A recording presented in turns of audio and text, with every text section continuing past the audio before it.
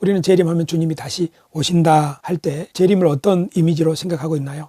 사실 재림하면은 우리가 어렸을 때부터 배운 말은 먼 하늘 이상한 구름만 떠도 행여나 내 주님 오시는가 해. 주님이 구름 타고 오시는 날 우리도 주님 앞에 들림받아서 휴거될 것을 많이 생각했던 것 같아요. 그때 불렀던 노래들 중에는 세상아 잘 있거라 나는 가노라 하면서 구름 타고 천년왕국으로 들어간다는 그런 노래, 이런 세대주의적 종말론이 우리 한국의 많은 신자들, 우리들의 마음에 깊이 뿌리를 내리고 있었죠. 사실 찬송가도 그런 게 많아요. 잠시 세상에 내가 살면서 항상 찬송 부르다가 주님이 오라 하시면 영광 중에 나아가리. 이 세상은 잠시 잠깐이고. 맞아요. 사실 인생은 짧고 예술은 길다라는 말이 있는 것처럼 우리 인생은 정말 짧은 안개받고 덧없는 시간이죠. 그래서 우리들은 자연스럽게 우리 기독교인들은 이 세상은 잠깐 나그네와 그림자와 같은 시간이고 영원한 천국이 저 위에 있다 이런 생각을 하게 되는 것 같아요.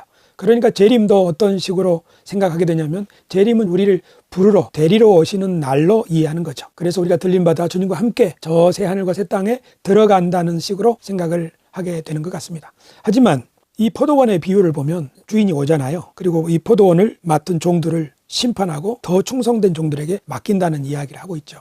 포도원 이야기는 사실 악한 종들에 대한 비유예요. 하지만 저는 오래전부터 제가 가지고 있는 신앙이 우리 시대에 어떤 의미가 있는가에 대해서 고민을 하지 않을 수 없었어요. 제 가장 큰 고민은 우리가 가진 기독교 신앙은 정치와 과학과 이 세상과 어떤 관련이 있을까? 신앙은 영의 세계의 문제고 나머지들은 다 물질 세계의 문제이니까 이런 것들과 신앙, 교회는 분리되어 있다고 생각했던 것 같아요. 20대 때 그 생각을 가지고 그 87학번임에도 불구하고 데모를 한 번도 참가하지 않았다는 것을 자부심으로 여길 정도였죠. 오히려 그런 시간이 있다면 전도하러 가야 된다. 그래서 전도에서 한 영혼이라도 구원을 하고 그 사람이 예수님의 말씀으로 변화되는 것이 시위를 통해서 세상을 바꾸는 것보다 더 본질적으로 중요하다. 이런 생각을 그때는 했었던 것 같아요. 그래서 동기들은 시위하러 가는 동안에 저는 수업이 강의가 휴강되거나 폐강됐을 때 전도하러 갔었던 것이죠.